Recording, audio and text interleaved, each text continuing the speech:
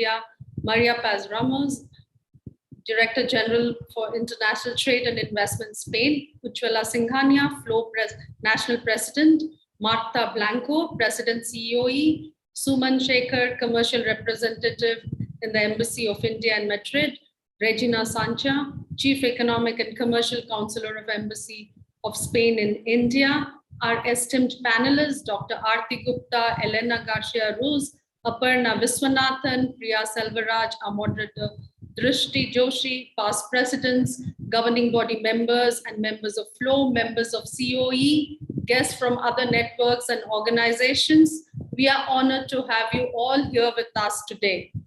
FICCI Ladies Organization has partnered with COE International, Indian Embassy in Spain and Spanish Embassy in India to organize this first virtual conclave as part of FLOW's national initiative on empowering women in business and trade.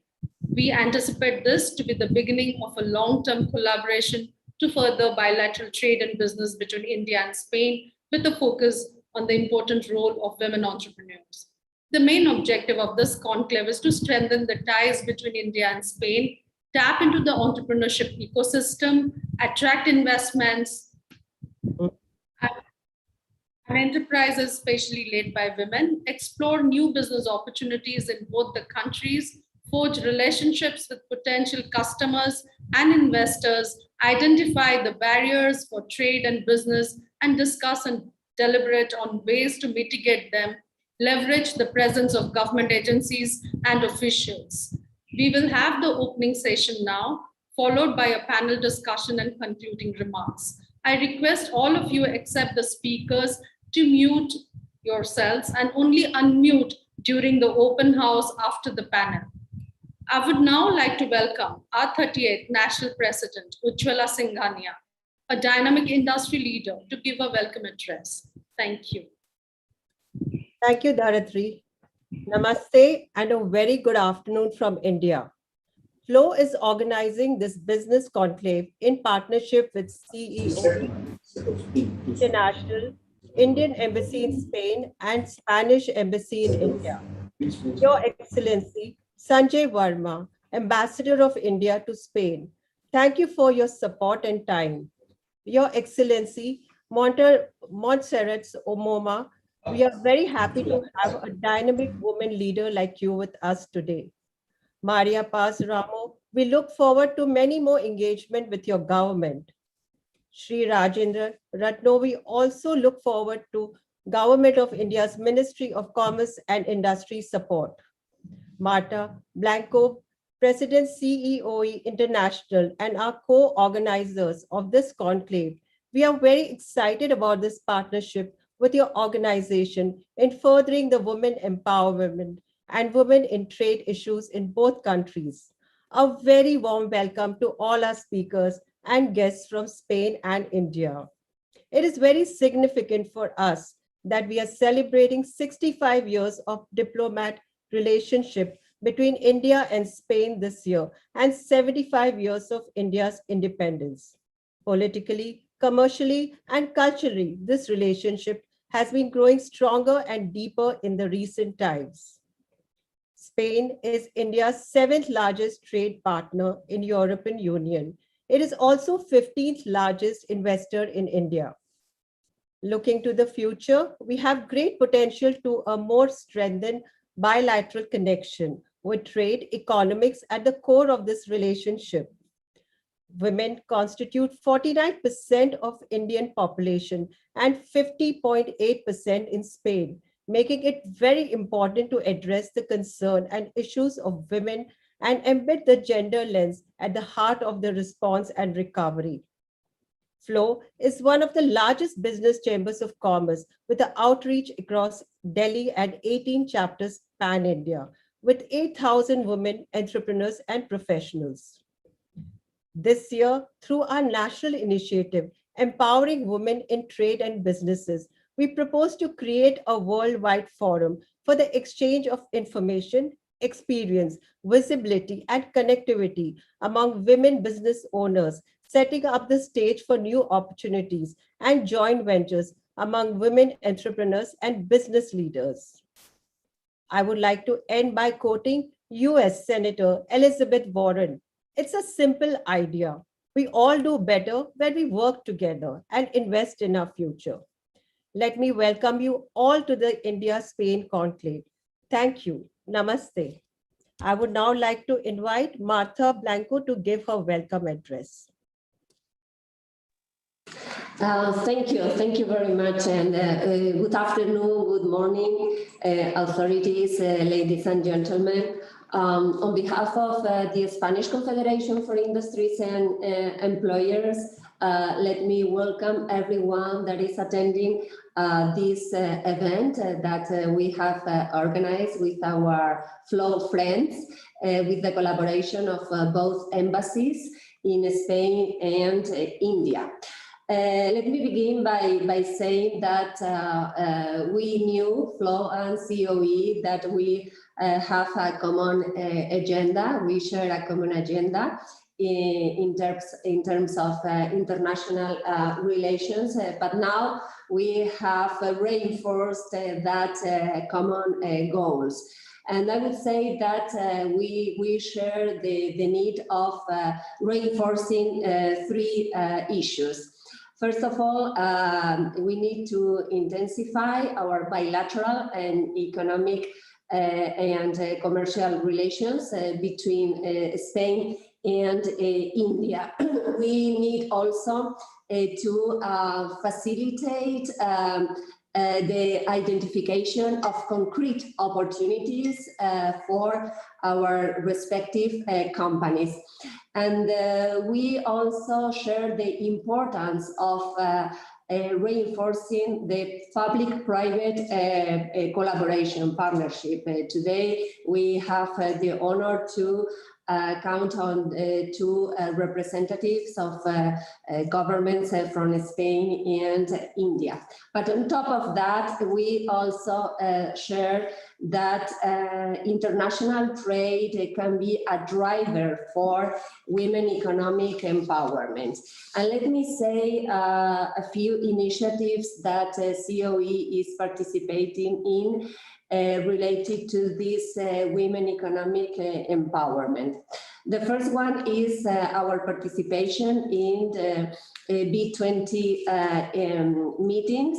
In this regard, we are working with our G20 partners to include the recommendations related to women and international trade, highlighting the importance of taking advantage of trade to promote the inclusion of women in the global economy and the need to address the underrepresentation of women in international trade through concrete initiatives, which should be defined through cooperation with international organizations and in consultation with the private sector. The second initiative we are participating in is Empower G20. COE International participates in this initiative since its creation 1 year ago. During the current Italian presidency, we are placing a special emphasis on the need to reach common KPIs and, in this sense, promoting the inclusion of the indicator women in leadership positions as part of a country competitiveness index. This proposal has been well received, and we will continue working on it as an example of what we consider to be an efficient incentive for the progress of the countries in this agenda. And finally, we, from a national perspective, we are working with our colleagues of the Secretariat of State for Trade, with the goal of enhancing the role of women in the internationalization of the Spanish economy and laying the foundations to advance in a committed, firm and coordinated manner in the incorporation of women in international trade. To this end, we are working on four main lines of action. Statistics to have a better diagnosis of the current role of women in international trade and possible barriers. Second, access to financing and promotion of internationalization programs. Third, training in internationalization. And fourth, compliance with the equality law. So I think this is a great opportunity to share among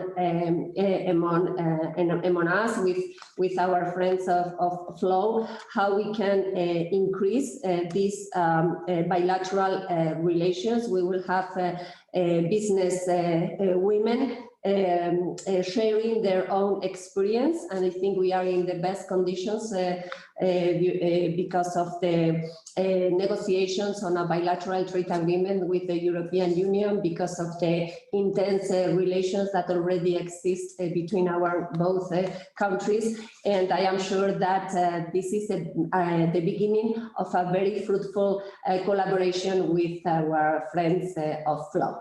Thank you very much. Thank you, Martha. Now I would like to request Maria Paz Ramos, Director General of International Trade and Investment of the Secretariat of State for Trade in Spain, to give her address. Good morning, everyone. It's a real pleasure for me to participate in an event with important other speakers who are good examples of women that have been working intensively to increase business and trade ties between Spain and India. I wish to have a mention to the COVID-19 crisis, which is taking a hard toll on both our countries, and hoping that this will be overcome very, very quickly. Nevertheless, the IMF expects both of our economies to bounce back strongly next year. Let's hope that this will be the case and that the pain will be smaller than expected for our economies, our families, and the women, which are always in all societies the main victims of unemployment, of lack of business, and of hard toll in terms of family care. We strongly believe that our dynamic and prosperous economies should be working closer in order to improve market access and to deepen our economic relationship, with a special focus on business women. I want to mention that India is a priority for Spain. Before the pandemic, our bilateral trade reached 5,500 million euros a year. Spain is the sixth largest EU trade partner of India, and these trade ties are meant to keep on growing, hopefully in the medium term, after the agreement reached in the EU-India summit last May. The increase in trade has a great potential to bring benefits for women, creating better jobs for them, expanding women's role in the economy, decreasing inequality, and improving women's access to skills and education. New trends in global trade, especially the rise in services, global value chains, and the digital economy, are opening up important economic opportunities for women. Let's ensure that we take all profit of new opportunities, and that policymakers actively develop policy responses that benefit women. Well, in the new government in Spain, which is which has a majority of women, I'm sure and hopefully it will work in this direction. Spanish and Indian companies connect and understand each other very well.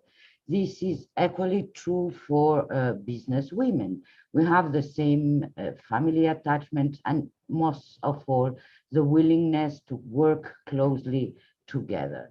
Indian and Spanish women can help to create durable bonds among our companies.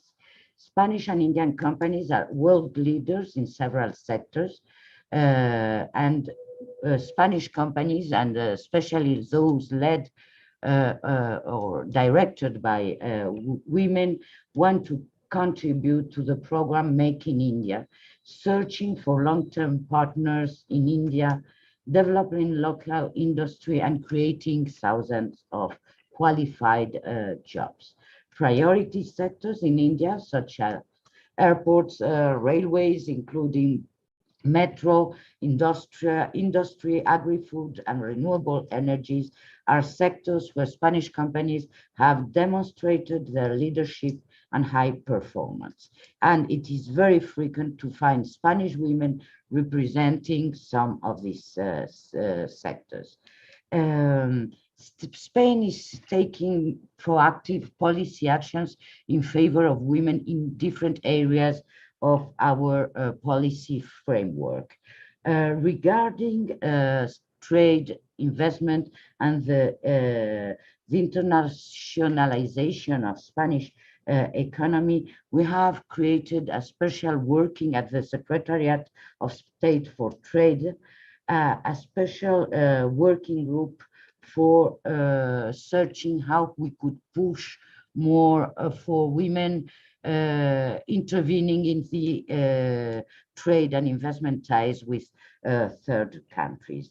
We have reached, as already Marta Blanco said, it's a private public partnership set up to find out how we could invest more resources to take women being more responsible for Spanish companies in the international markets. And the main line of actions have been drafted. They point at improving statistics. In Spain, there are not many statistics differentiating where men and women are present. So we should be deeply more involved in finding out how to improve this field. We should take care of a specific analysis on the impact of trade in the trade policy agreements internationally agreed upon.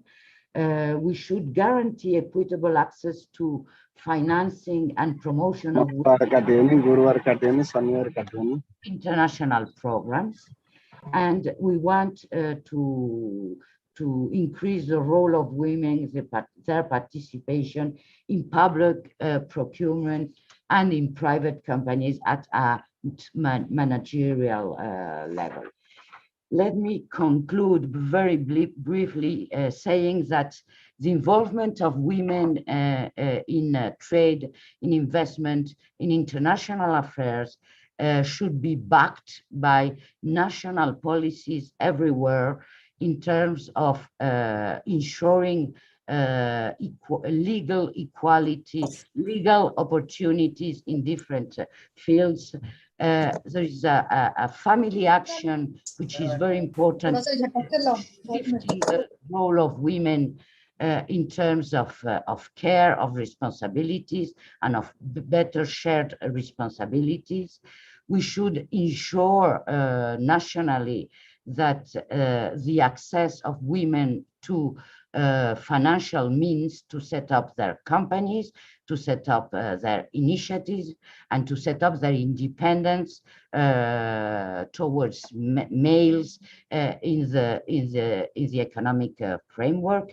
And finally, we should empower women in terms of laws, finance, legal basis, and culture to make a big, to bridge this enormous gap that we have in real terms for entrepreneurial initiative. Thank you very much. Thank you. Sorry, someone's shared this conclave brochure. Can you please? Yeah. Now I would request Mr. Rajendra Ratnu, Joint Secretary in the Ministry of Commerce and Industry, Government of India, to give his address. Today's guest of honor, Deputy Head of Mission of the Spanish Embassy in India, Ms. Montserrat Momin, His Excellency, the Ambassador of India to Spain, Sri Sanjay Verma, all other dignitaries in this panel. It is indeed an honor to be a double honor, I would say, to be a part of such an important event, and that too important event on the gender and its very important role in the Indo-Spanish relations.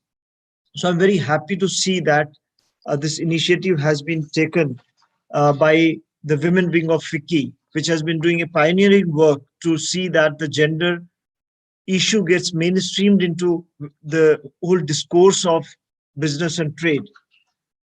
I'm also happy to share that on one side, there is a lot of initiatives and reforms happening in India on giving equality and empowerment of women in various spheres, including increasing gross enrollment ratio, thereby improving the educational empowerment.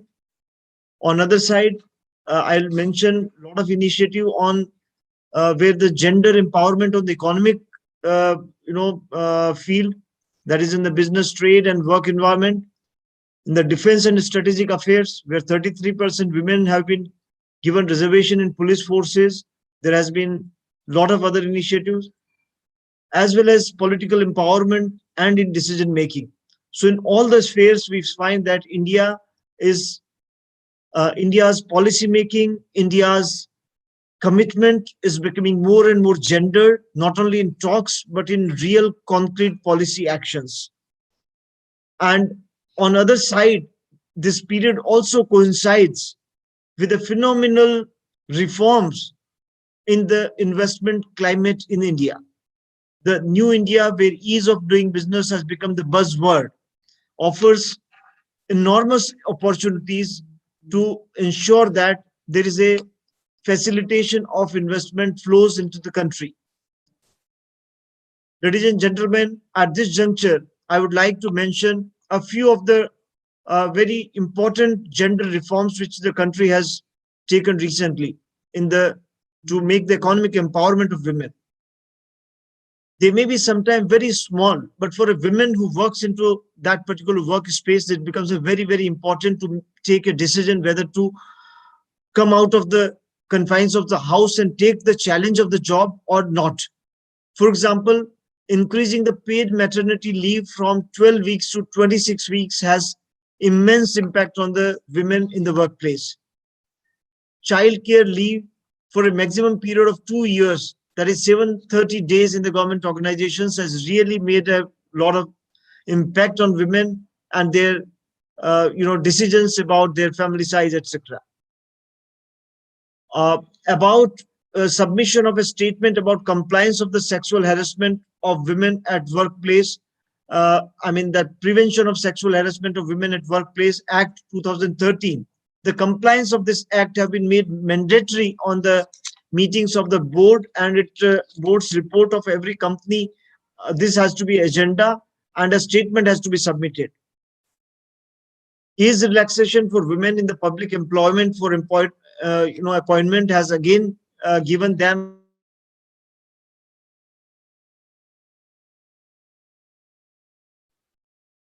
part, because there is a inbuilt disadvantage to women in terms of educational achievements, because as a girls we find that in Indian context they have to share many of the domestic burdens.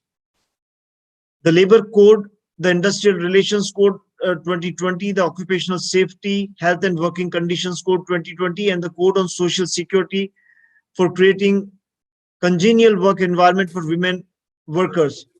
Women are permitted to work in all establishments in all sectors and even between 7 p.m. to 6 a.m. The Code on Wages 2019 removes the discriminatory clauses which were against the women, and it ensures that equal wages as their male counterparts is a matter of right. Out of 97,000 loans sanctioned under Stand Up India, over 81% loans are sanctioned to women entrepreneurs. out of 41.25 crore, that is 410 million account holders under Pradhan Mantri Jan Dhan Yojana, that is a financial inclusion scheme. 55% are the women beneficiaries under this initiative.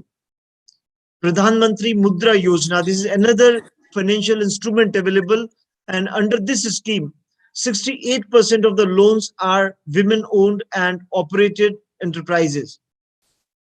There is a Udyam Shakti portal which is launched for women entrepreneurs for providing information on one single portal.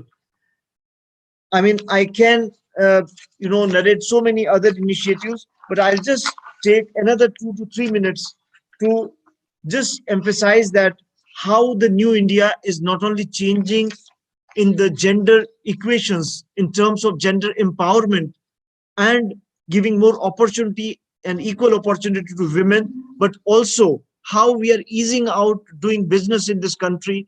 And I can tell at this forum with a lot of pride that this is a right moment where the Spanish companies, where we find that there is a more than 3 billion investment.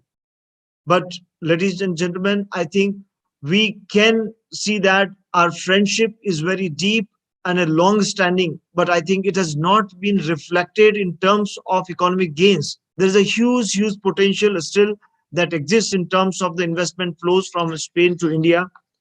And to substantiate this point, I'll just like to quickly touch upon a few of the recent government reforms that has revolutionized the way we do business in India. In terms of ease of doing business, we have been the country which has, on the consecutively 4 to 5 years, we have successively shown a huge jump. And from more than 140 rank today, we are in the first 60 and we are aspiring to come in the first 40. The country's FDI equity flows have been increasing consistently and is standing at 81.7 billion in 2021 in the back of relaxing FDI norms. Reduction in the corporate tax from 25 to 25% from 34%. Atmanirbhar Bharat initiative, which is more inclusive, and there are a lot of incentive, that is $20 trillion incentive has been announced to increase the share of manufacturing in the country. Relaxation in the FDI limits under automatic route. Earlier, 95% of the FDI was relaxed, but even the sectors like defense production has been relaxed. Introduction of the Foreign Investment Facilitation Portal. There is integrated tax structure in terms of GST. Insolvency and Bankruptcy Code 2016 has been amended, which was one of the areas where the investors were showing their concerns. Single window system for the clearances. There is an empowered group of secretary on investment. Exclusive this window has been created, and there is every department of Government of India. There is a project development cell which is created to ensure that there is a facilitation of the investors, and the red tapeism is replaced by red carpets in the country, as rightly said by Honorable Prime Minister. Production linked incentive in the 13 focus sectors. National land bank creation with the data for 3,000 industrial parks and 5 lakh hectares of land. National infrastructure pipeline with US dollars 1.4 trillion planned between 2000 up to 2025, and labor reforms, national education policy, national IPR policy, and I being also head of the intellectual property in the country as a Controller General of the patent, I'm also very proud to tell at this August forum that the fee which is charged from the women entrepreneurs, there is a 80% rebate given to MSME and in the startup. Along with that, the women entrepreneurs also benefit in that. So without standing between you and today's very, very luminary speakers, many of them are the great business leaders. I will like to give best wishes for a very, very meaningful, successful this event. and I wish that this does not remain an event, but this whole spark which is created for the gender in business will surely be grounded, and the Indo-Spanish relations will get a new dimension to strengthen it through this gender equation. Thank you very much for this opportunity. Thank you, sir. Now I would request Her Excellency Montserrat Moman, the Charge d'Affaires in the Spanish Embassy in India, to give her address. Over to you, madam. Namaste. Good morning, National President of FLO, Head of FLO, President of International COE, Ambassador of India to Spain, Joint Secretary, General Director, and co-panelists.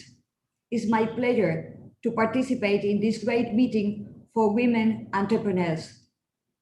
First of all, I would like to congratulate FLO FICI and COE for organizing this very useful meeting to encourage and underline the important role of women in the business sector.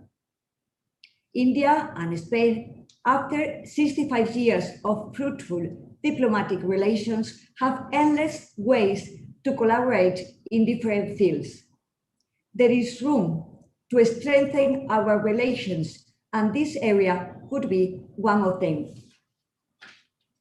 It's a reality that women are present in business and trade fields, but we are still underrepresented. Education, employment, and entrepreneurship are very much linked. Consequently, more efforts need to be done to increase the level of women education to prepare them to create their own companies. The enterprise ecosystem, for sure, will benefit by having a more diverse leaders' perspective. To achieve these important goals, policymakers have the responsibility to create the framework where women can improve their skills and abilities.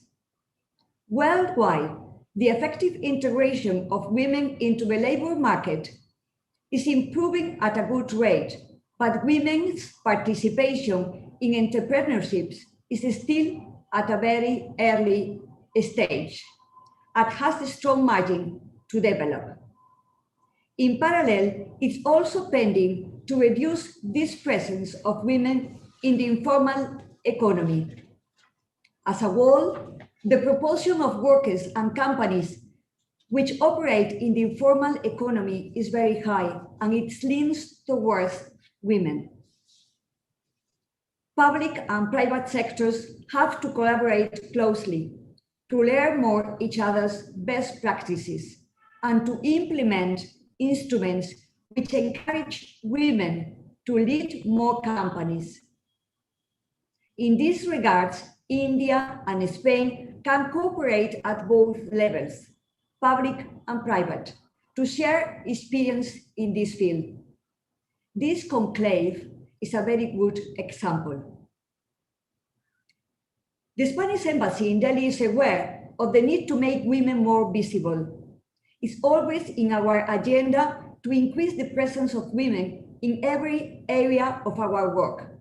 For example, on occasion of the last Women's Day, many recognized Indian women have spoken about their experiences and share them with the new generations.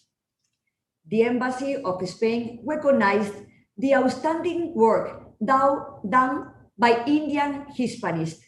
Bibha Moria, Sonia Gupta, they have built institutions to promote the Spanish language and culture among young Indian students. Lately, we have all undergone a very long and difficult period. The pandemic hasn't affected everyone in the same way, being the underprivileged always more fragile and sensitive to economic shocks. The devastating effect in the labor market has affected women and unskilled workers to a larger extent. All of us can take advantage of this economic recovery to raise awareness of the need to create quality jobs and quality companies. Women are ready to help in this significant task, and once again, education is a fundamental pillar to achieve a sustainable development. Post-pandemic period can be a key moment to analyze and review how to make the economic and commercial relations between India and Spain grow. Business community of our respective countries still lack knowledge of each other. We have to help in this field. There are many business opportunities in the market, and women entrepreneurs can lead the way to show the potential to collaborate. Conclaves like this one are a great instrument to do it. Therefore, we would like to propose that this conclave be organized yearly to follow up all the steps taken throughout the year. All the best for this great initiative. Dhanyavad. Thank you. Gracias. Thank you very much. Now I would request His Excellency Ambassador Sanjay Verma to give his address. Sir, please unmute yourself.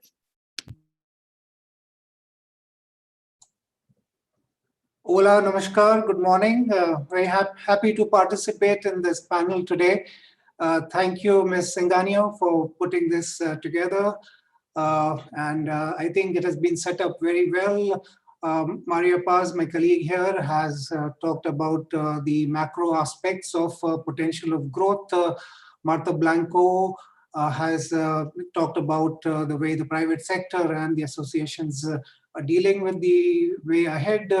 My colleague in Delhi, Rajendra Ratnu, has spoken in detail about what the government of India and the state of India is doing to promote entrepreneurship and business in women. You also have had a sense of where the bilateral economic relationship between India and Spain rests. Let me begin with suggesting that since we are at an inflection point, the COVID-19 situation has exacerbated the disruptions in the world. It'd be hard to say how the world is going to move from here on. There are some signs to suggest that women may have dropped out of the workforce a bit more than men because of the disruption, but it's also true that from here onwards, we are going to look at economic models which will be more service sector oriented or more digital. So that, in a sense, gives women more of a space to play a role with agency to participate in larger numbers. Maria Paz also referred to the potential India-Europe trade and investment agreement, and that is a work in progress. And once that happens, that opens a whole new world for Indian women as well as Spanish women or European women. So this is an incredible time. This is probably an exciting time, but simultaneously you also hear. I mean, some of you may have heard the news stories coming out of China about the lying down generation or the snowflake generation, and that the millennials are wary or intimidated by, I wouldn't say hard work, but by the competition, etc. So my hope here is that I hope the young boys are intimidated. Let the boys lie low. Let the boys be the snowflake generation. I want my girls, I want the Spanish girl, Indian girls to buck this trend, the millennial trend of being intimidated by the future. And what was suggested was coming out of the Chinese media actually applies elsewhere. You just have to look around and see that the younger generation is somewhere, disenchanted or losing appetite.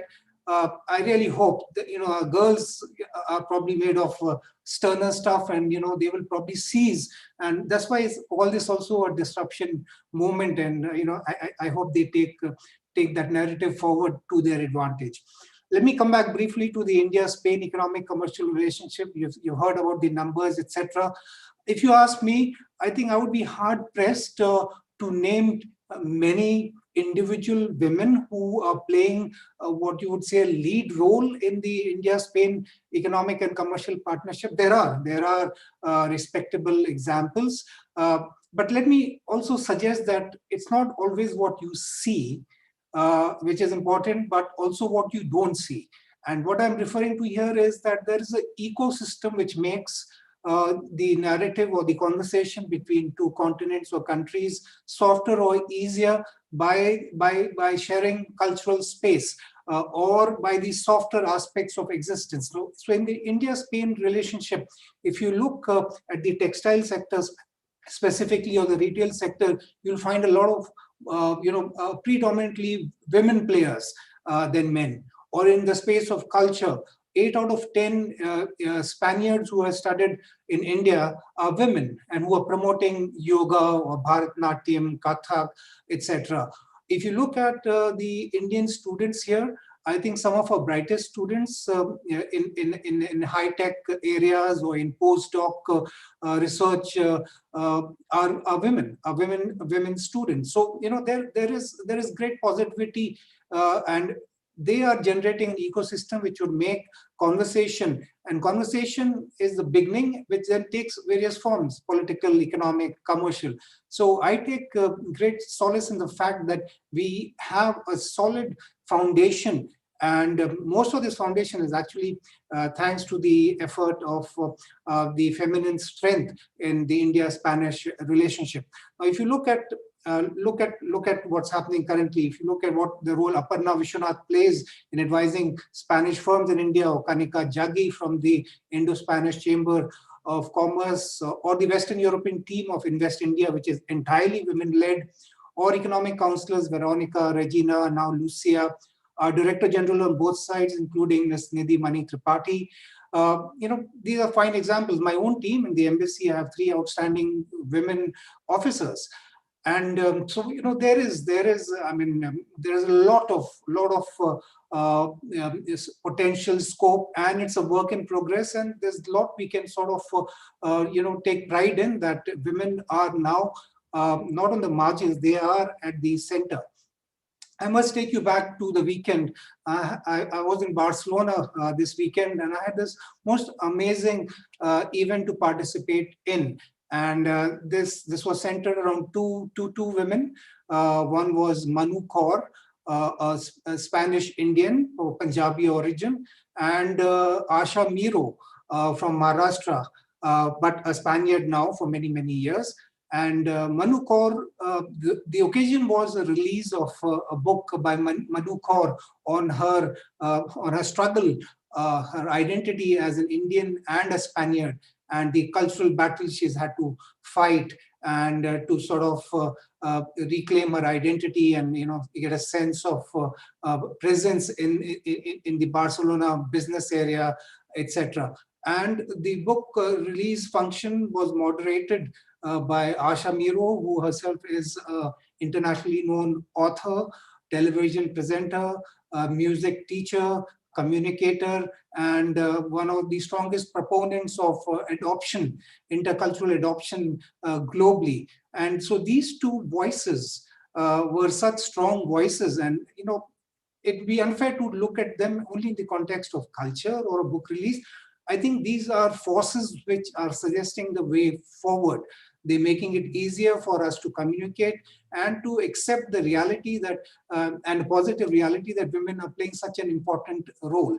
Now, we have so many role models too to look to. In the Indian context, if you look at role models, FICCI and CII have been led by women presidents so many times. The International Monetary Fund, the chief economist is an Indian economist, Geeta Gopinath. The chief financial officer in World Bank is of an Indian or Indian origin. This Zoom platform, which we are so effectively using today, the COO, the chief operating officer, is Aparna Bawa, an Indian.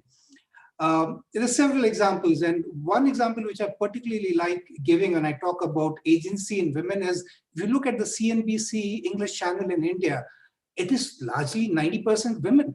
the chief analyst, the chief commentators, whether it's the stock market or macroeconomic aspects or finance, you could effectively say it's a business channel, but it's effectively run by our women. In the larger space, some of our brightest commentators on the Indian economy are women economists or professors, etc. So this is a space where I think it's only going to grow, and both the governments are doing their bit in making this narrative even stronger. For example, India is trying to push a migration agreement, mobility and migration agreement between India and Spain, like the one we have with UK or with Portugal, is to ensure that in high tech or high knowledge areas or in the service sectors, both countries accept the movement or of professionals or students in research, etc. So this would set the tone for the future. So these are just examples. There is a sense that change for women is top down. In India, it is sometimes argued that the Indian Constitution was a liberal document force fit on an illiberal society. That only suggests that a lot of change, social change, comes from the top by law. But there are so many wonderful thousands of stories where change is effectively happening from the ground.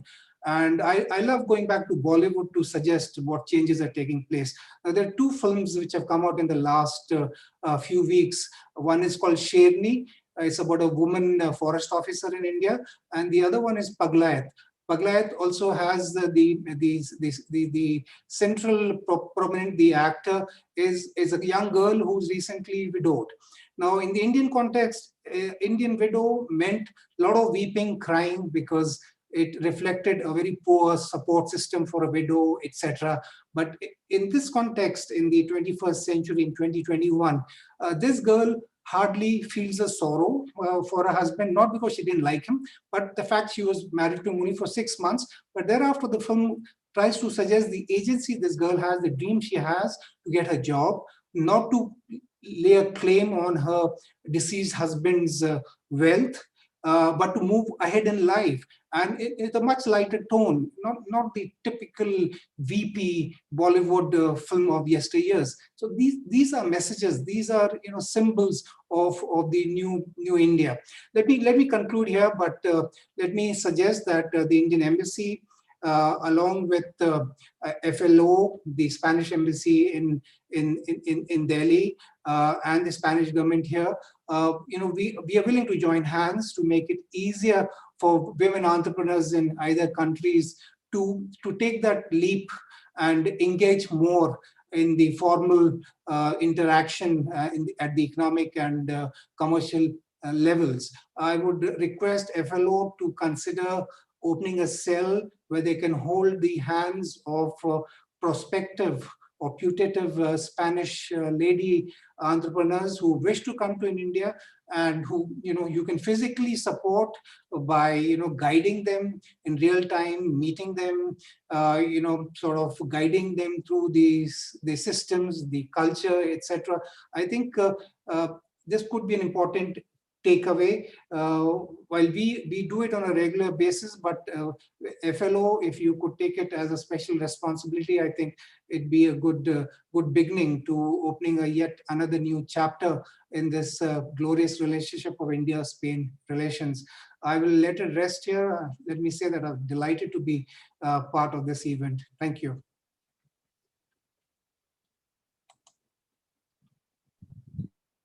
I would request Ujjwala to give some remarks.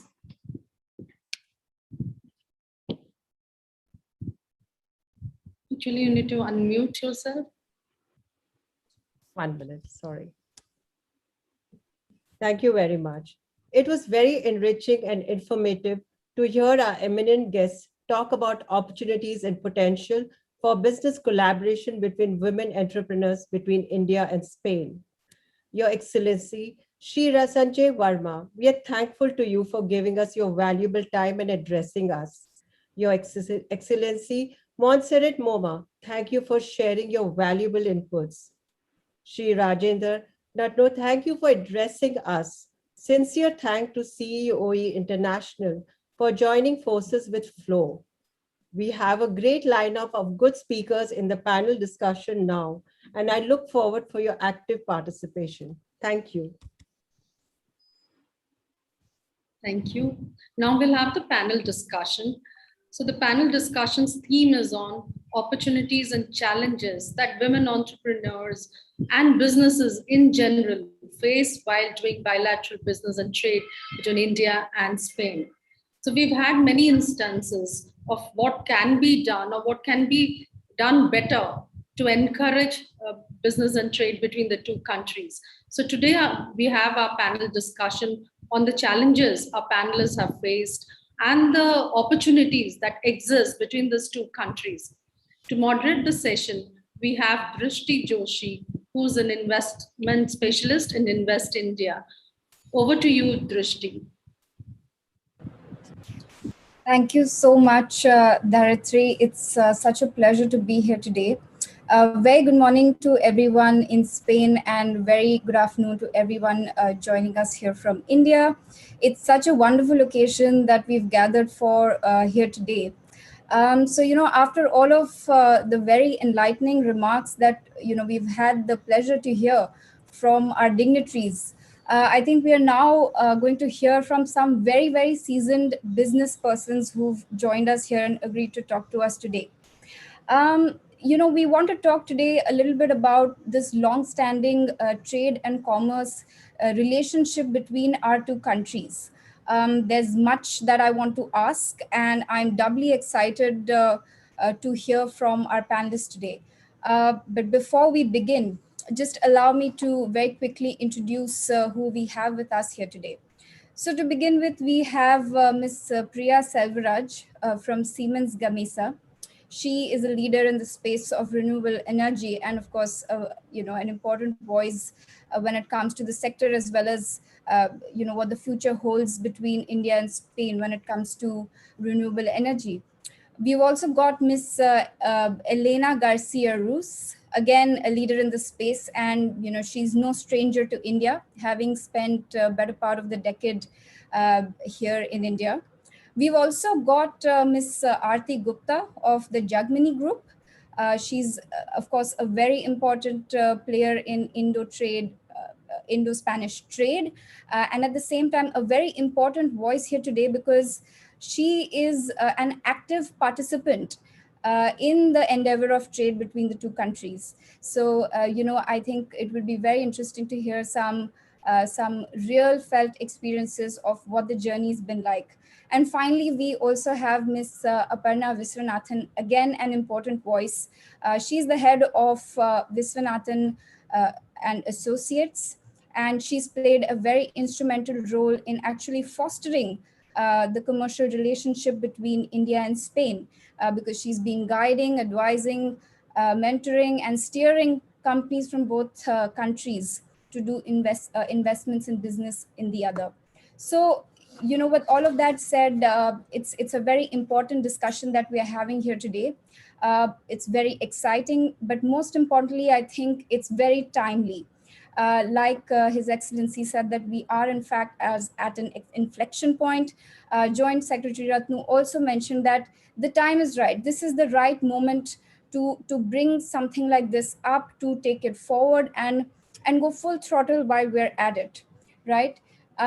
So as you're all aware, we know that trade and commerce, that too consistent trade and commerce between two countries, that remains pretty much unaffected, even if there are crises or pandemics, is the marker of a strong friendship. At the same time, many would also argue that it's perhaps the political relationship between two countries which is the most important. But it's also then important to argue that commerce plays a very crucial role in fostering these relationships to begin with. So both go hand in hand. And so we've got here today some very important people who have been playing this very important role. So I'd like to kick this discussion off by just asking the participants our panelists what has been, their journey so far. What's the experience so far? Of course, we'd also like to discuss where we'd like to go from here, but I really want to hear from them what it's been like so far since, they have been engaging in commerce between the two countries since many, many years. So to begin with, I just want to invite Ms. Priya Selvaraj from Siemens Gamesa to share her thoughts and perspectives on the journey taken so far. Priya, over to you.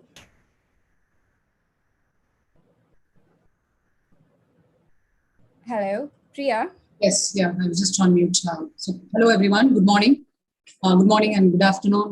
It's a pleasure to be part of the panel. So thank you very much for giving me the opportunity. So the journey so far, I think one of our speakers mentioned that Spain is India's 7th largest trade partner in the EU. And so I think I would like to start from there. And also I'm going to specifically focus on the sector, industry sector from where I'm coming from, which is the renewable energy sector. So here, both Spain and India has really been making a very significant progress in the last few years in increasing the share of renewable energy in the total energy mix. Specifically, India, in the last maybe 7 to 10 years, there's a lot of change happened in the country with respect to renewable energy. And India today is the 4th largest producer of wind energy globally. So this has all happened in the last 10 years. And in this journey, I think we have really had a very good technology transfer, technology know-how that has happened between Europe and India, specifically talking about Spain. There's a lot of technology transfer has happened from Europe, Spain to India. And we've really set up very good manufacturing facilities in India. And today, for the renewable energy or for the wind energy that India is producing, 80% of the equipment is produced domestically. And I think that is a excellent achievement. India is self-sustained on this mostly. And so I think that's one of the paths I would like to kind of reflect upon what has happened in the last few years. Yeah, thank you. Thank you so much, Priya. Yes, of course, that's a very salient point to bring up. And, we see more and more collaboration happening in the space of wind energy components. And, we at Invest India also observed that more and more companies in the space of wind energy have actually been expressing an increasing interest when it comes to India as the destination to be in.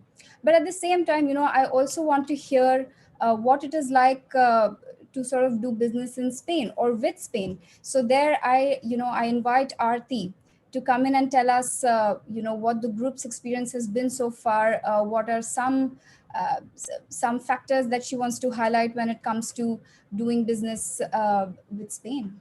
Aarti? Thank you, Drishti. A very good morning to everyone joining us from Spain, and good afternoon, everyone from India. It is indeed a privilege to be a part of this panel and among such accomplished dignitaries. Many thanks to Flow and CEOE and their organizers for making me part of this valuable dialogue. Like it's been said, India and Spain have been trading partners for almost 65 years, but I feel that this exchange and the level of current exchange and commercial cooperation is just a fraction of what could be achieved for the dynamic private sector, both in India and Spain. Belonging to the promoter family of Jagmini Micronits, I bring in the perspective of an MSME exporter from India to Spain. While India has many sectors in which can provide value to Spain, from pharmaceuticals to science and technology, I would love to share the experience of the textile and garment sector. This sector plays a very important role in India in terms of its contribution to GDP, foreign exchange earnings, and employment. So when the family started Jagmini Micronits, it was to cater to the demands of one of Asia's largest economy, Japan. And we soon diversified into different markets. And Spain has been one of the newest additions for us, which has happened over the last 5 years, wherein we changed our business and pivoted from traditional business socks to fashion socks. which presented a great opportunity to partner with Spanish companies like Zara, Massimo Dutti, Springfield, Cortofil, El Corte, etc. As of today, every fourth sock going to Spain from India is manufactured by us. I feel export houses see a great fit in Spain because while Indian manufacturers are currently not set up to produce large volumes at the cheapest prices like China, but perhaps we can deliver high quality products at fairly attractive prices, which seems to resonate well with Spanish consumers and Spanish brands. In addition to it, our experience has been that the EU's commitment to organic and sustainable fashion resonates well with Indian manufacturers as well, because India is the largest producer of organic cotton, and leveraging this has helped us grow our business in Spain. We're very, very positive about this relationship, and we're looking for platforms like Flow and CEOE for networking and interacting so that this relationship can only be strengthened and grow. Thank you so much. Thank you so much, Aarti. That's actually a very important point that you've highlighted, that and it speaks very directly to the theme at hand, which is opportunities as well as challenges, right? So I feel like you've highlighted both an opportunity for partnership, for enhanced cooperation and collaboration, as well as maybe a couple of challenges where, you might say that probably the smaller players in India are not equipped to handle certain types of requirements, versus Spain might not be ready to accept what we produce here. So it speaks very directly to more synergies that we need to bring about between what we do here and what is being done in Spain. So, I would say let's probably get right down to it, right? And discuss what it is that is probably one of the most fundamental challenges in bringing about enhanced collaboration and enhanced commercial exchanges between commercial entities. It's not just about G2G cooperation and G2G collaboration, but also between businesses, because it can very well be said that a lot can be learned by Indian businesses in Spain as well as Spain from India. And here, I just want to invite Aparna Viswanathan real quick, who's actually had many, many years of experience dealing with so many companies from across sectors and across segments to comment on, what some of the most underlying challenges are when it comes to this commercial relationship probably being a little bit more than what it is right now. Aparna, over to you. Yeah. Okay. Thank you so much, Drishti.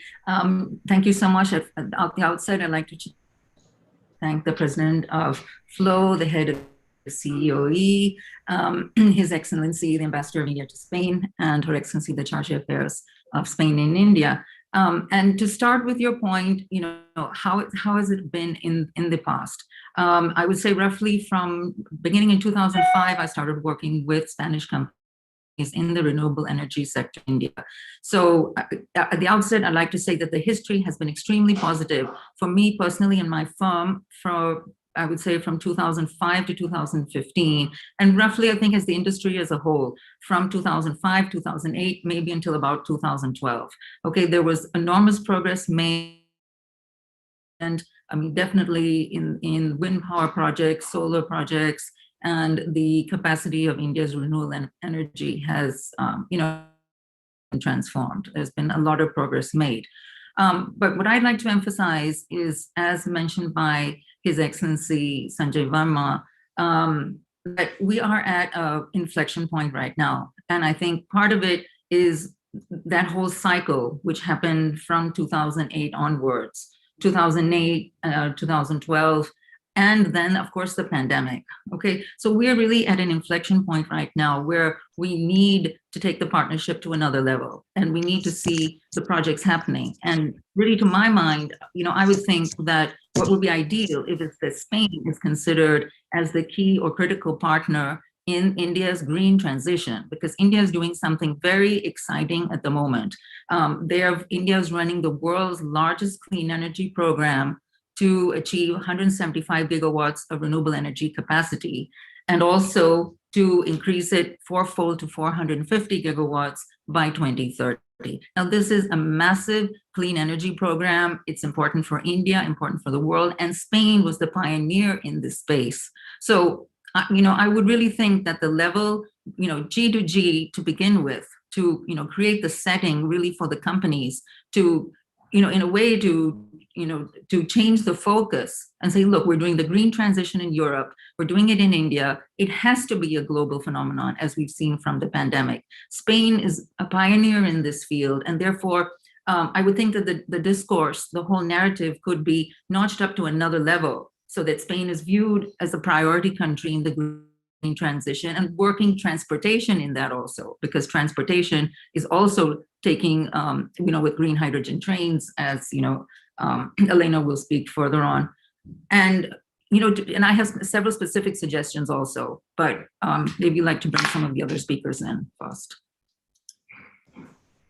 Absolutely. Thank you so much, Aparna. And, I think it's just been like, 5 to 10 minutes of our discussion here. And there's already a lot of talk about green growth, green recovery, and how, we can foster this partnership much, much more in the space of renewable energy. So that does, bring to mind the question of what we call futuristic or sunrise sectors, right? And I think as more and more countries, especially emerging countries, make the transition to green technology, clean technology, as well as post-COVID green growth, I think one of the most salient questions then is, what is the opportunity in futuristic sectors, and these could be so many, such as electric vehicles and mobility. It could be, of course, the very big question of bringing about smart cities. We, of course, have renewable energy, and of course, the many that fall under Industry 4.0. So I think here I really want to hear very quickly from Elena, from Talgo, and I know for a fact that they have been working since a very, very long time in bringing about transportation systems, fostering infrastructure across the world when it comes to clean transportation and green transportation. So I think now going forward, Elena, where do you think we stand when it comes to such prospects for greater cooperation between Indian and Spain commerce when it comes to green growth and recovery? Elena. So thank you first to all of you for this great initiative where we can put together all our thoughts seen from the women perspective. So coming to the mobility area, sorry. So coming to the transportation and mobility, Talgo has been developed, as you was mentioning before, the hydrogen train for quite back a long time. So this is where the future goes here with this clean way of transportation. And also coming back to some of the history of Spain in terms of the development in the infra. If we go back 70 years back in Spain, we didn't have the power to invest on the track and get a better quality for improving the speed and improving the comfort of the passenger. So what Talgo did was we invented a new train where the train can be adapted to the rail and they can increase the speed. So all the points that they were with no electrified track in Spain could be reachable by all the people.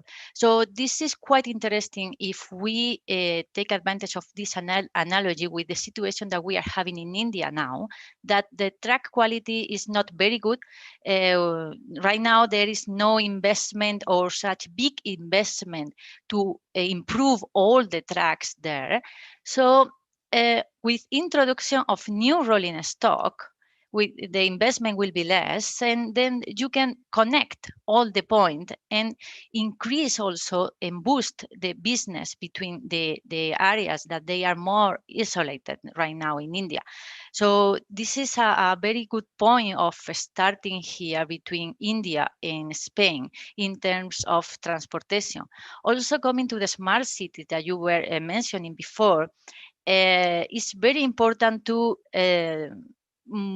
let the people move in a clean way that Priya sees in the renewable sector. She knows very well. So everything at the end is very well connected, and we have to take advantage of the expertise of Spain.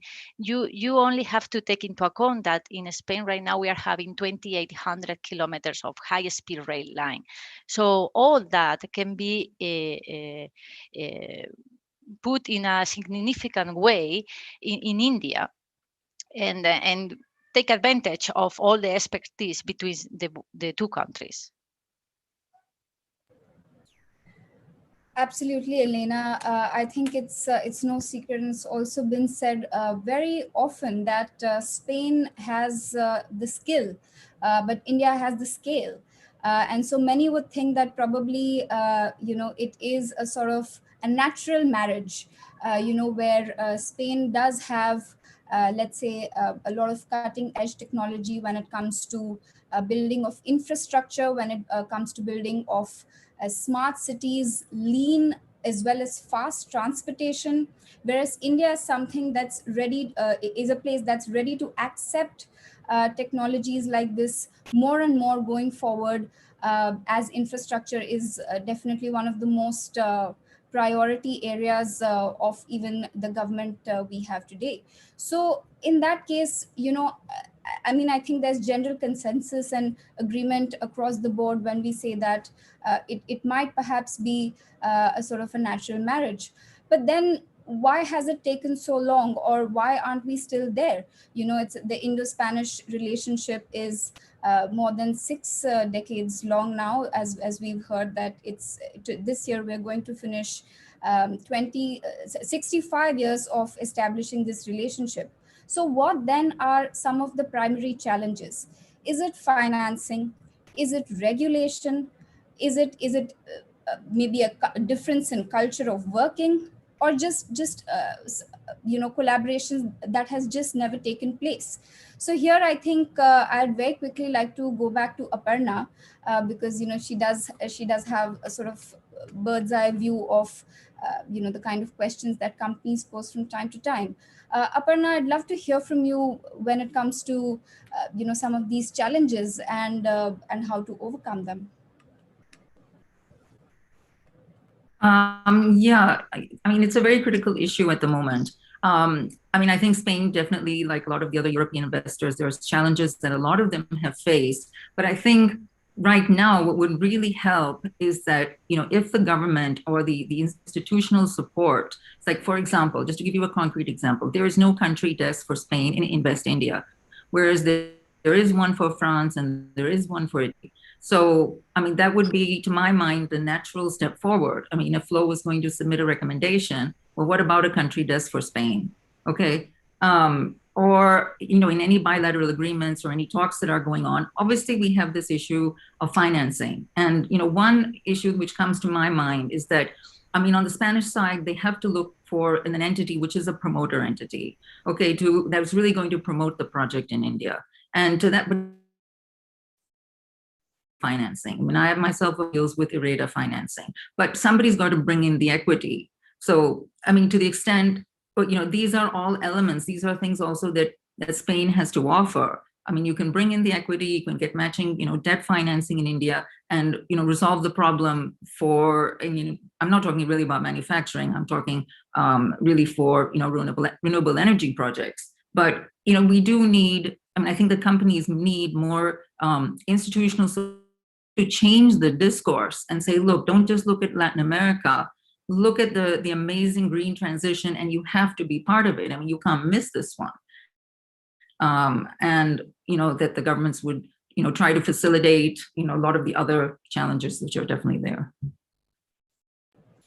Absolutely, Aparna. I think the challenge of financing is probably, an omnipresent one. I think every relationship you do look at between any two countries or a group of countries, I think the question of financing is something that it always does boil down to. And point fully taken, point very well noted.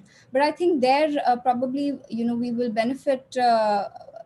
Hearing from Priya, whose company is actually currently operational here in India, and they too had the experience of setting up shop here, and similar questions are questions that companies pose to themselves all the time. That sure, it might be a destination. Is it an attractive destination? And at the end of the day, what really is the difference between probably just staying back in Spain or Germany versus coming to India, or versus going to a Vietnam or a China?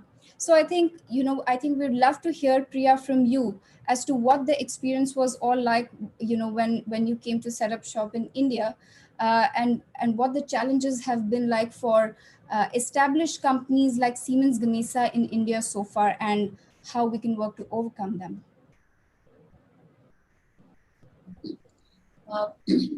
So I think, Siemens Gamesa is a success story, I would say, with respect to a European company coming to India and setting up the manufacturing base.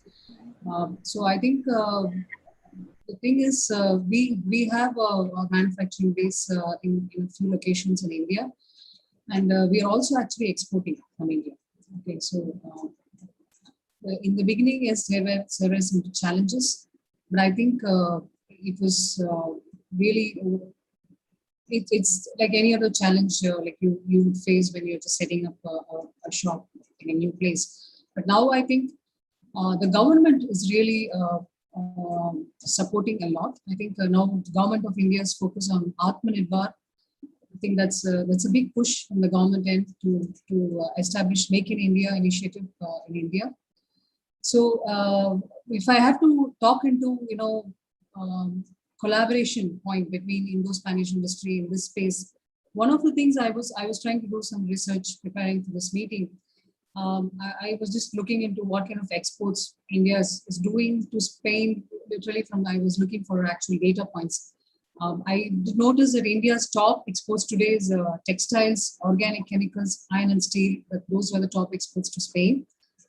And if I also have to look at the numbers, so India has almost reached $23.6 million in 2019. That was far exceeding the imports, which is less than 2.2 million the same year. But if I look in that category, if I have to rank Spain, it was not in the top 3. So it means that really the export is not is there, but it can improve. It's not in the top 3 exporting countries from India. So in the last 10 years, both Spain and India has really made tremendous progress in the renewable energy industry. And as Aparna said, India is running the largest program in renewable energy. And India is also planning to venture into new sectors like offshore. There's a tremendous potential in India and offshore, but today the technology is not there yet. So there is a lot of opportunities to work between the two countries to make progress.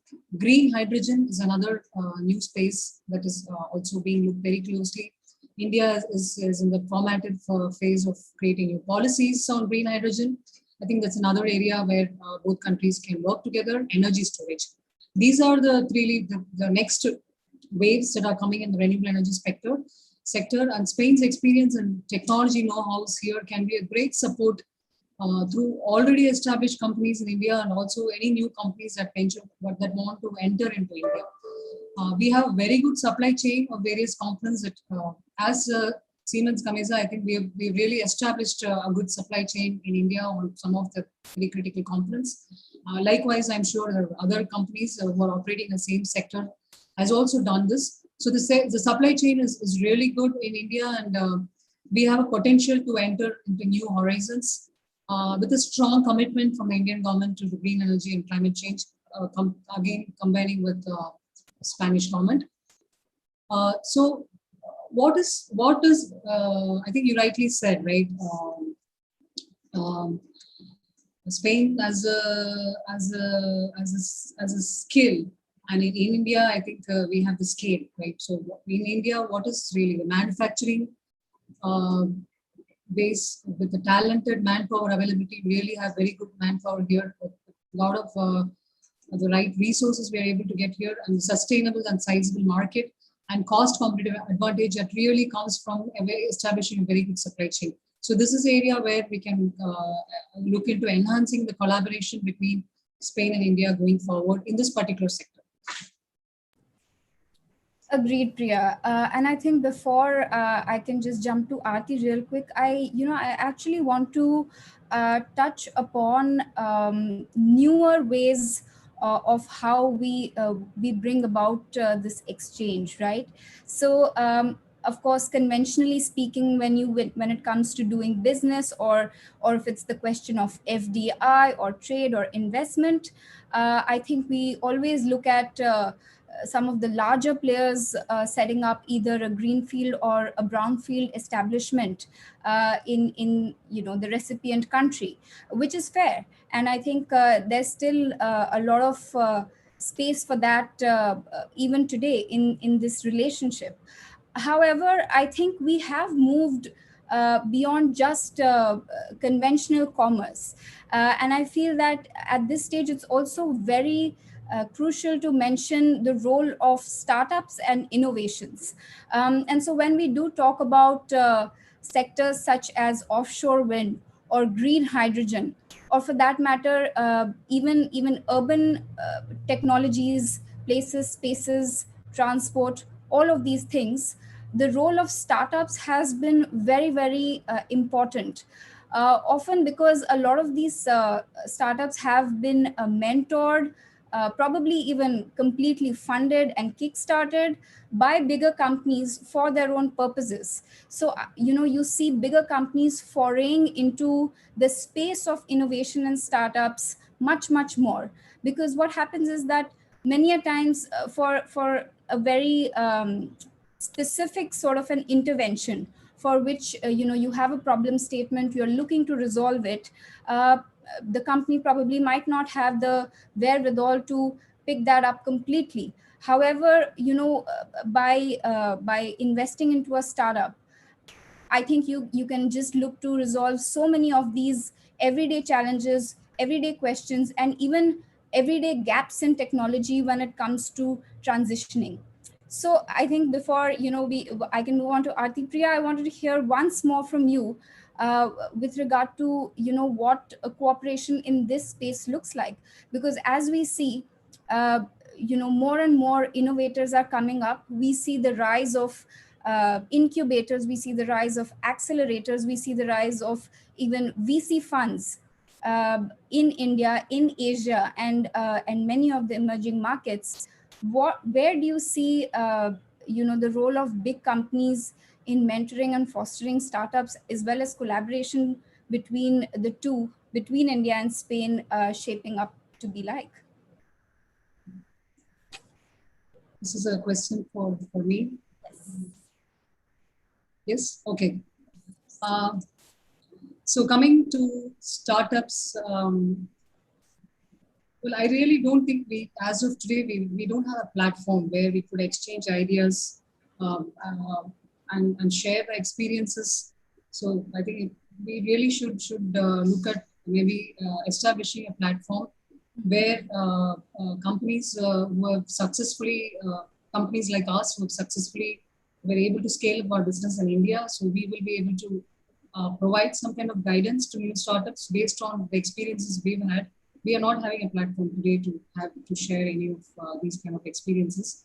So I really would make this as a proposal to Flow to see that's something you can set it up for startups to take the experience that has been gained by companies like us. Right, fair enough. Aarti, if we can get your perspective on the same question as well. for that matter, you have a lot of small and medium-sized players, you have startups, you have even innovators, and many would argue that in fact it is this particular segment which is the backbone of industry in both India and Spain. How do you see collaboration in some of these newer ways of doing commerce shaping up going forward? Thank you, Drishti. As an investor into startups myself, I really feel that both India and Spain are poised to take advantage of the growth in the whole startup ecosystem and the rise in this whole digital era.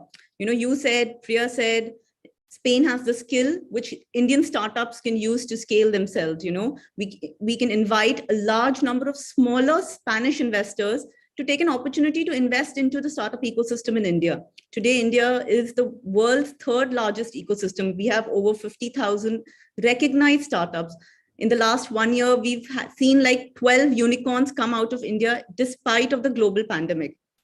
So I feel this is a great opportunity for Spanish investors and Spanish companies to come and not only mentor these startups, but also be part of this journey as an investor. While Prime Minister Modi has launched the Startup India program, which has been a great success, I remember reading that the Spanish Prime Minister has also recently unveiled a big and bold transformation plan to turning Spain into an entrepreneurial nation by 2030. So this is very, very encouraging to see both nations are seeing startups as industry 4.0. That is the future. And both the governments are recognizing that. In my opinion, a stronger ties between incubators, universities, and accelerators of both the countries are very, very crucial, because this kind of partnership at a ground level can really help in knowledge sharing. Obviously, investment into startups will lead to a lot of benefit for both countries. Because when both the countries are going to share the knowledge, both Spain and India have a very sociable culture that very easily embraces digital chatter, right? Making it a very attractive market for consumer-facing app-based businesses, so they can share their learnings from each other. Like said and emphasized by my esteemed panelists, Spain has been a market leader when it comes to renewable energy. And Aparna very, very rightly spoke about the massive G2G opportunity in the clean energy space. But I feel in addition to that, I personally work with incubators in universities like IIT, and a lot of promising startups are there in waste management and clean energy. So if we can have like a platform where mentors can come from both these countries and mentor startups in both the countries, I think this could really be very, very crucial for both Spain and India. Absolutely, Aarti. I think I think you've nailed it there, and that is something that I actually want to take this particular thread of conversation further a little bit more. That when it comes to thinking of partnerships or exchanges between startups or between innovators or even between research institutions or universities, in India, probably they don't think of Spain as the most natural partner. They'll probably think of, some other countries, like, for example, you have your Nordic countries, perhaps they'll even think of certain other Asian counterparts, but never really Spain. And I think that's the case in Spain as well, where I think you don't have that tendency to automatically think of India when you think startup or innovation. So, just wanted to know from Aparna real quick, why is that? Is this because it's just a question of cultural difference, or that we don't have a formal institutionalized mechanism to bring something like this about? Aparna? Yeah, I think it's this is really an issue I've been looking at for a while. I mean, last year, because I'm also the representative in Spain of the Indo-Spanish Chamber of Commerce, we put together a webinar saying accelerating digital transformation, synergies between India and Spain. And this is exactly what I tried to do. I tried to put India and Spain together on that map, saying, look, data is the new oil. Every company has to be an AI company. And there's got to be ways that we can work together together, because now it's all about digitization of renewable energy. I mean, they're going to use the robot, the drones to do the inspections instead of people. They're going to use AI to really know what the weather patterns are. They're going to use robots to go and dry clean those solar projects so they don't need to use so much water. And it's really a partnership level, because we have, it's not what you were getting at earlier, that it's one recipient, one giving and one receiving. No, because we have our Indian who have been doing technology, since Y2K, it's 21 years of experience now. So they can also assist in this in this bilateral partnership of digitization and renewable energy. But it's just a conversation. The connection has to be made. That's why I'm saying first, the G2G back be there, but then we have to do it. As women, we are practical people. We want to get on with it and do something. We don't want to just talk about it, and we don't want to just talk about potential. Okay, so it's going to be practical recommendations we can give. Why can't they do a solar city? You've got Japanese townships in India. Sister city partnership between a Spanish city and an Indian city. Why can't we, as chambers and industry organizations, look at the draft National Electricity Policy 2021 and see what they're saying about renewable policies as well, and see what they're saying about the solar energy policies. There's a lot of steps on a different levels that one has to move the herd, because to make this happen, the perception on both sides has to change. Completely agree. I think it is a lot of it is a question of perception more than anything else. As we have sort of demonstrated in the past, it does seem like the skill and the scale definitely do come together. But probably there is an intangible element which is perhaps an obstacle that none of us are being able to touch or see or feel. I know for a fact that Elena has spent many years here in India, and I want to know a little bit more about that experience. And I also want to ask whether it is that sort of cultural difference or cultural dissimilarity, or just, I would say, lack of familiarity between how the two people work. And just want to hear from that real quick, because I think that'll give us very important insights on how we can then foster the invocation of greater familiarity between our two people. First thing to mention here is that I think that Indian citizens, they are not having the proper and well-delineated image of the Spanish culture. But when you go and study both of the cultures, we have plenty of similarities here, but we don't know how to put them together, because in Spain we are intending to work in a more formal manner than in India, that is more in the personal basis.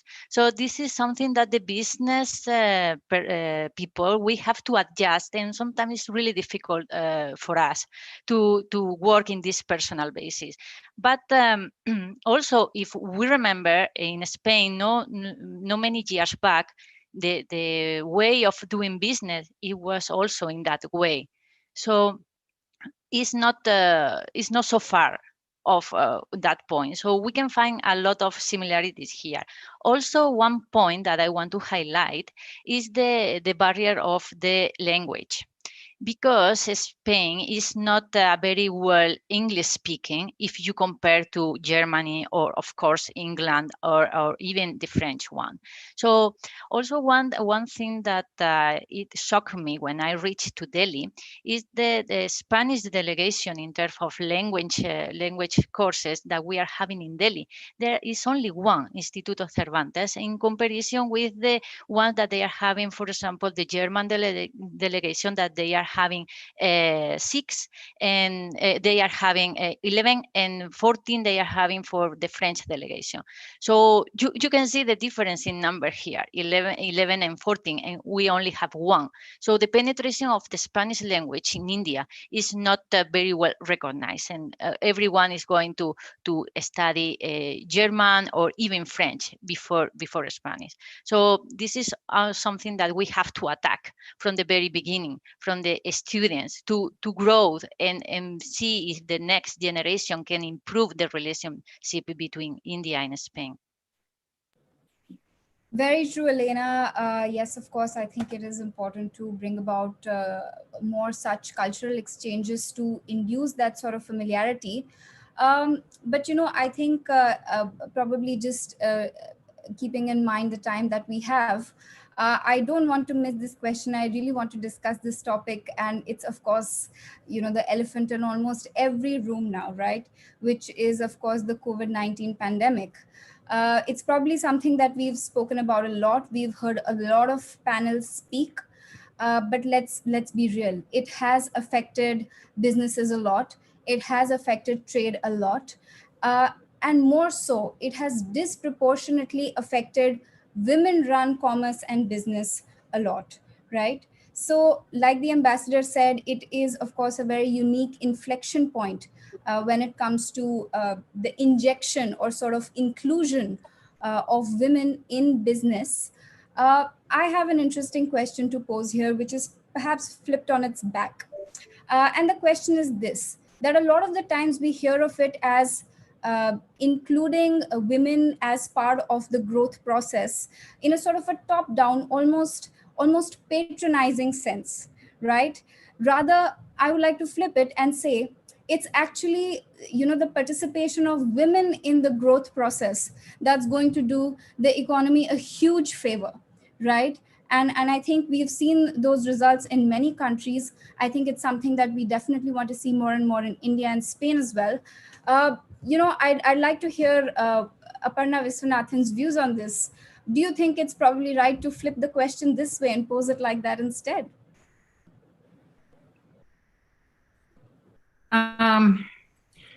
Well, I don't know that I would necessarily flip the question, but I would say that, look, we are,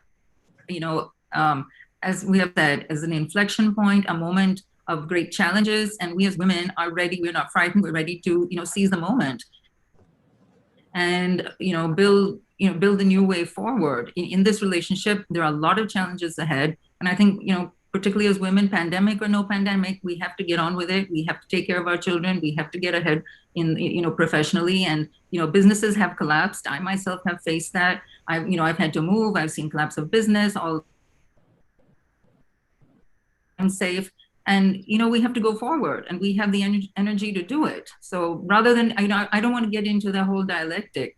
I'm not really interested in flopping anything. I want to post-colonial, post-gender dialogue. I mean, come on, we need to breathe. Our children need to breathe. We need clean air. I mean, that's what interests me, and how we're going to do it in the new age of AI. That's the future, which is already today. And I think, how do we seize that, and how do we go forward and not only talk about, the potential, but, make that a reality, which, I think is doable. I agree with you. That's quite fair to say. So, real quick, I think we have spoken about a lot of opportunity areas. We've spoken about a lot of challenges. I really want to come down to, what the asks should be. Starting with you, Aarti, if let's say you had to say that these are the top 3 things on the table that if implemented or if kind of put into place, this relationship will grow manifold. Over to you, Aarti. What do you think, our associations or our governments can do more to enhance this relationship further? Great, thank you. So top 3 asks, like I would feel that, allowing Indian companies a fair playing field compared to its counterparts like Pakistan and Bangladesh in terms of duty. I'm saying sector specific for my industry, would be great. Like, both Pakistan and Bangladesh enjoy preferential duties when it comes from Spain, when it comes to textile and garment. So that would be number 1. looking at the present scenario, traveling has not been possible and physical interaction with customers is not happening. So it's become extremely difficult to explore and enter new markets. Therefore, I feel that platforms like Chamber of Commerce like these, if we can kind of create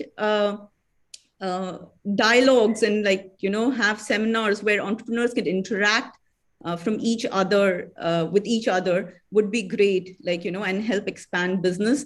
And I'm saying a little bit more than just those virtual trade platforms, serious listing and providing mentors on both sides would be great. And again, if women entrepreneurs can likely get an import duty rebate, that would really increase the demand for goods for women entrepreneurs, and it would integrate them in the international value chain as well. So I think that would be my top 3 asks.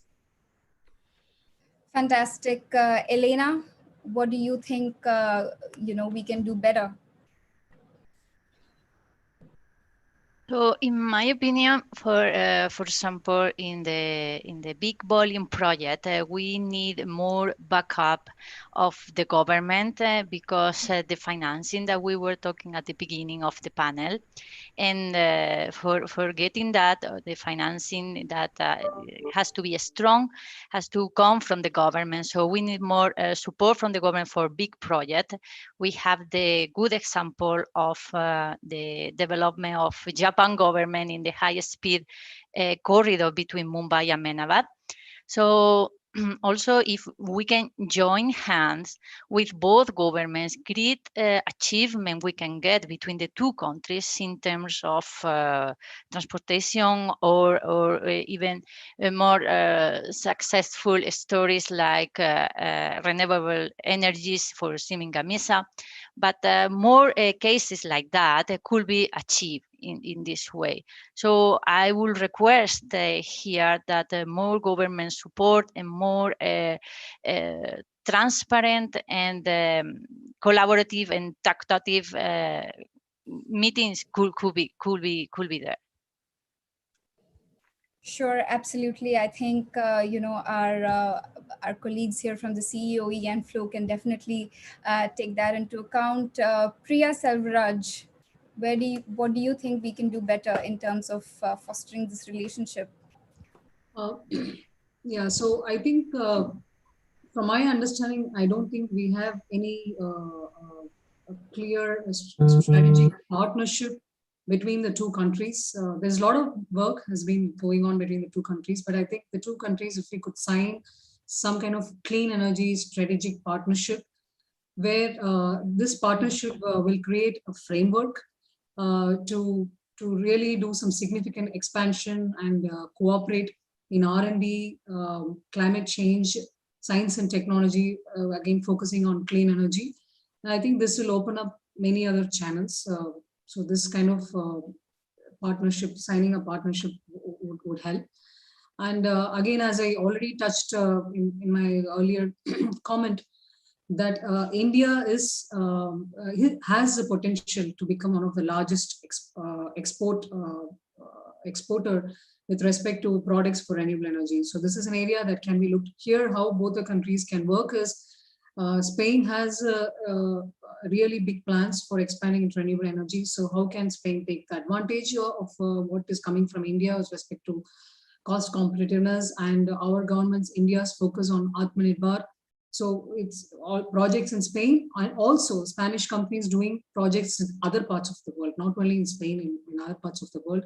So how we could take advantage of the manufacturing excellence that India has and how we can increase export from India to Spain projects in Spain and Spain company operated projects in other parts of the world. So these are the specific asks that I would like to add.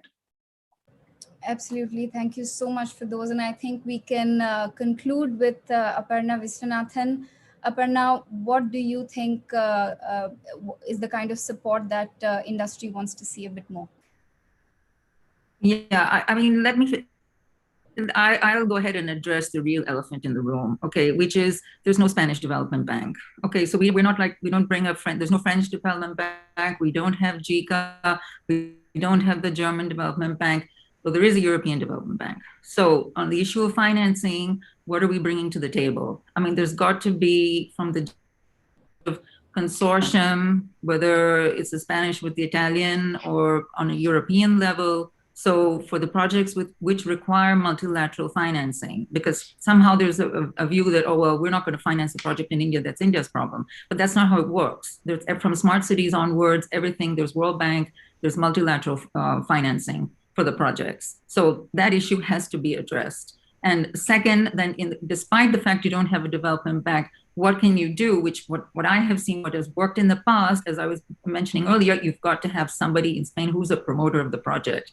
And Spain will finance their own companies. So the Spanish companies are promoter, they can bring in the money as equity, and as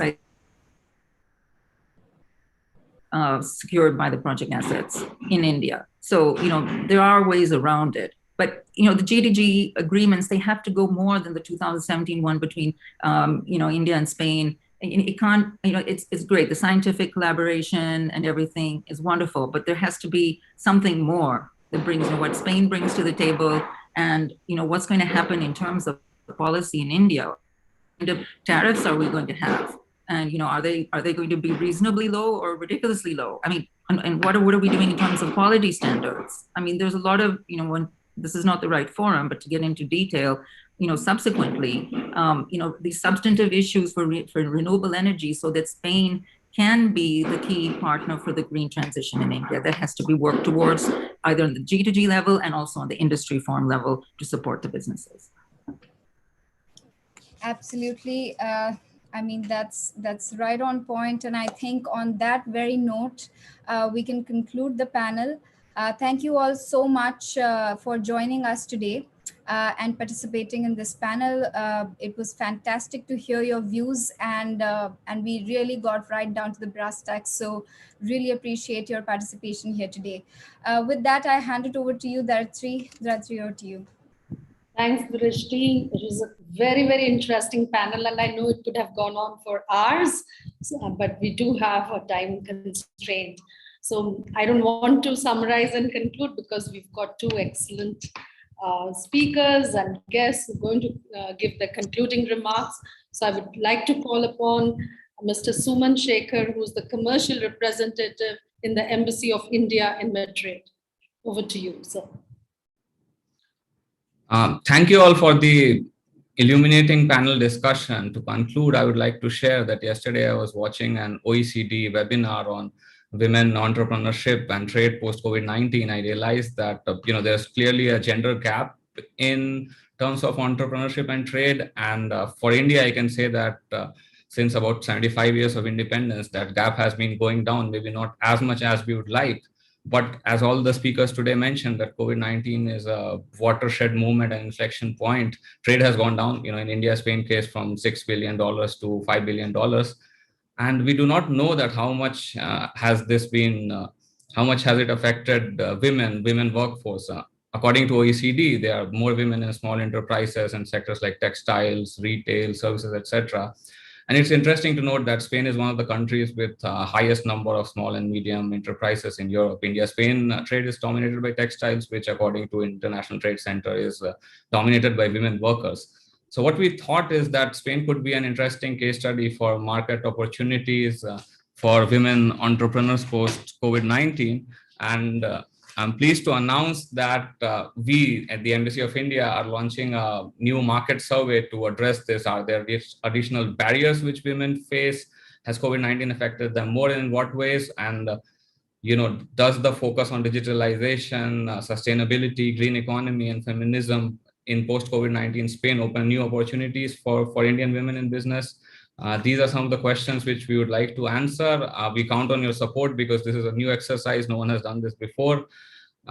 Next week, we'll launch a social media campaign under the umbrella of India at 75 Women in Business. We count on your support. And well, I can't keep on talking about numbers a lot. So, over to Rekina to talk beyond the numbers and conclude the session. Thank you very much. Thank you very much, Mr. Senkar, dear Suman, Honorable Ambassador, ladies and gentlemen, dear friends. As the Chief Economic and Commercial Counselor of the Embassy of Spain in India, it is a pleasure for me to be here with these concluding remarks after having listened to such relevant and inspiring participants. Especially, I would like to thank COE from Spain and FICI Flow in India for organizing this conclave. Visibility, indeed, is another recommendation of the report about the role of women in the internationalization of the Spanish economy, mentioned previously by Maripaz Ramos, our Spanish Director General for International Trade and Investment. And I think this event has provided both visibility and also better understanding on the situation and the challenges that our bilateral trade faces and the role of women in it. Participants here today are just some examples of prepared men and women playing relevant roles in the administration and in the private sector, trying to foster the economic relations between India and Spain. I think everything has been said, so I don't want to repeat the key issues that our companies and the ambassador have mentioned. But I think that I would conclude by saying three aspects. First of all, India and Spain are among the major and fastest growing economies in the world today. It is true that last year we have been suffering from the COVID crisis, and a story is still being written on how our economies will recover fully from COVID-19. There is no question that our governments will have to make strategic decisions, including important decisions about international trade, and take decisive actions to help to return to the new normal. But only with the exception of this crisis, recent years have seen our trade and investment flows keeping an upward trend. Our trade ties are growing, reaching a maximum of 5.5 billion euros before the pandemic. More than 230 Spanish companies are in India nowadays, contributing to the Make in India initiative. However, we all recognize the immense potential for strengthening our bilateral relations, and we are all looking for specific, realistic, and concrete solutions to move forward. We strongly believe that such dynamic and prosperous economies should be working closer in order to improve market access, reduce trade barriers, and deepen our economic relationship. In this sense, we have mentioned today one very important element: the resumption of the negotiations of a free trade agreement and an investment protection agreement between the European Union and India. That is, without any doubt, great news. It has been mentioned here today also that Spain has the skills and India has the scale. But if we have into account the per capita income, the European Union is also one of the biggest markets in the world today. So this free trade agreement can only be a win-win situation for both parts. Spain has always defended an ambitious and comprehensive free trade agreement. Finally, I would like to highlight the conclusion of a very important report. The joint publication between the World Bank and the World Trade Organization last year, entitled Women and Trade, the role of trade in promoting women's equality. The conclusion of this broad analysis is, when countries trade, women win. And I think it can be also used as one of the main conclusions of this conclave today. This is, of course, another motivation to keep on working on increasing economic relationship between India and Spain, reducing trade barriers, and encouraging bilateral investment. And to finish, let me just add another conclusion to these ones. When women participate in trade, countries also win. Thank you very much. That was very, very nice. Thank you very, very much. And now for the vote of thanks, I would request Maria Torres, who's worked together with us in organizing this conclave to give a vote of thanks. And then we will end with Rashmi Sarita, who is the Executive Director of FLOW, for the vote of thanks. Over to you, Maria. Thank you, Darishi. It's been a pleasure to be part of this insightful first bilateral meeting between FLOW and COE. I would like to take this opportunity to thank all the institutions that have been participating and involved in the process, starting from the Ministry of Commerce and Industry from India, and also to the Secretariat of State for Trade of Spain with the participation of Mrs. Maria Paz Ramos.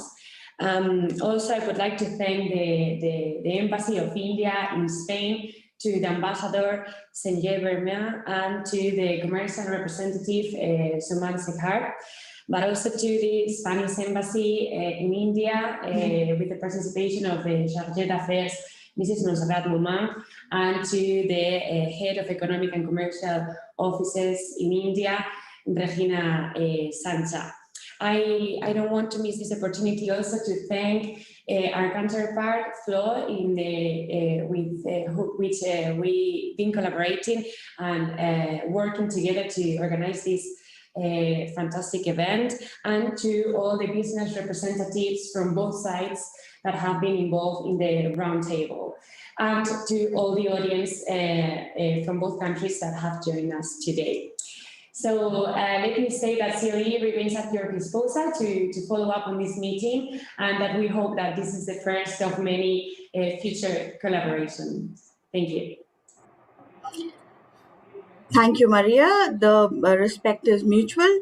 I have the privilege of proposing the vote of thanks on behalf of Presidium and FLOW members.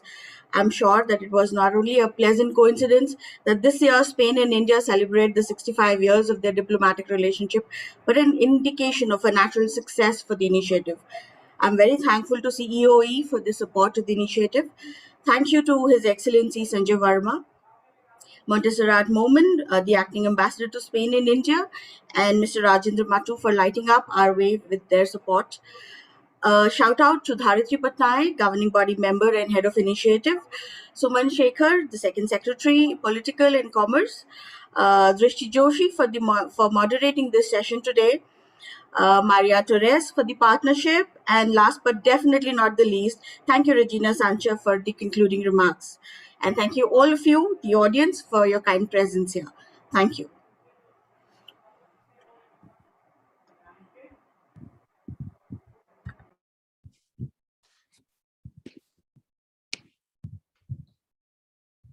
If no one wants to leave, we can have the second panel discussion.